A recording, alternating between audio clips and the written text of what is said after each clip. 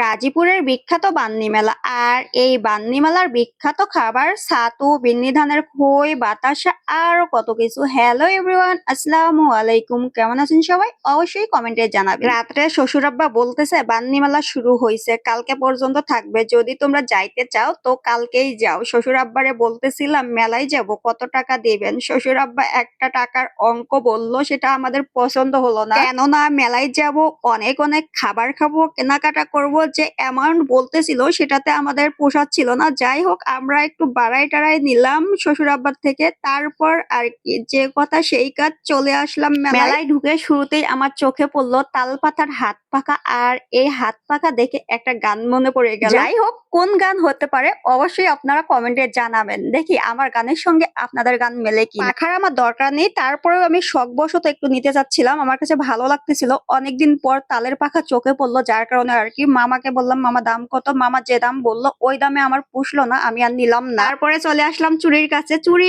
আমার একটা মোটামুটি ভালো লাগতেছিল, কিন্তু ওই যে এক সমস্যা, দাম বেশি। আর আমার দামে না পুষলে সেই জিনিস আমি কখনো নেই না। অনেকদিন যাবত আমি কিছু মাটির জিনিস নিতে চাচ্ছিলাম, যেমন তরকারি রান্না করার জন্য একটা পাতিল, ভাতের জন্য একটা পাতিল, একটা কড়াই। যে টাইপের আমি খুঁজতেছি আসলে ওই টাইপের আমার চোখে পড়তেছিল না কোথাও। এখানে এসেও সেম কাজই করতেছি, সেগুলোই খুঁজতেছি যেগুলো আমার প্রয়োজন আর কি। এখানেও পেলাম। ছোট ব্যাংকটা আমার অনেক পছন্দ হয়েছিল, শ্যামকে বললাম যে শ্যাম নিবা। শ্যাম বলতেছে যে দরকার নেই টাকা নষ্ট করার, এটা 2 দিন পরেই ভরে যাবে, আর তখন ভাঙা লাগবে।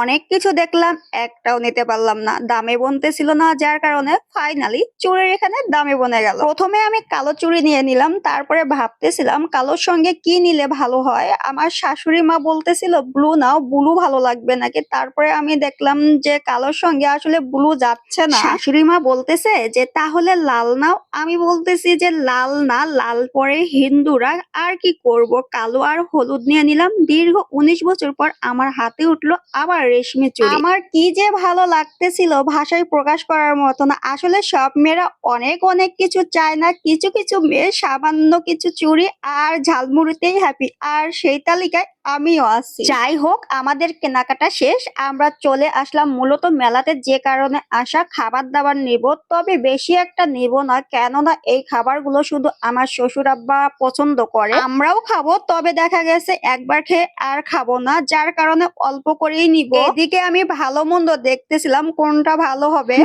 একটু ভাব নিচ্ছিলাম আর কি। এই খাবারগুলো কোনটা ভালো কোনটা মন্দ আসলে আমার কোনো ধারণা নেই। যাই হোক, খাবার নিয়ে নিলাম। চলে আসলাম একটু বাতাস খেতে নদীর পাড়ে। এসে দেখি গোসল করতেছে লোকজন, ভালোই লাগতেছিল। তবে এই মেলার পরিবেশ মোটেও ভালো না, অনেক নোংরা। কোনো খাবারেই আমার রুচি আসতেছিল না যে কিছু একটু খাই। আমার শাশুড়ি মা, আমরা যারা যারা গেছিলাম সবাই বলতেছে যে আমরা একটু বুট টুট খাই। আমিও নিয়ে নিলাম খাওয়ার জন্য, 2-1 বার মুখে দিয়ে আমি ফালা দিছি, আমি খাইতে পারি না। বুটটা এত জঘন্য ছিল বলার মতো না। মুখের টেস্টটা ফিরে আনার জন্য আমি একটু পেঁয়াজও নিয়ে নিলাম, তারপরেও আমার বমি বমি লাগতেছিল। বমি আটকানোর জন্য নিয়ে নিলাম একটা পান। এই তো আমরা চলে আসতেছি বাড়ি। সবাই ভালো থাকবেন, সুস্থ থাকবেন, আল্লাহ হাফেজ।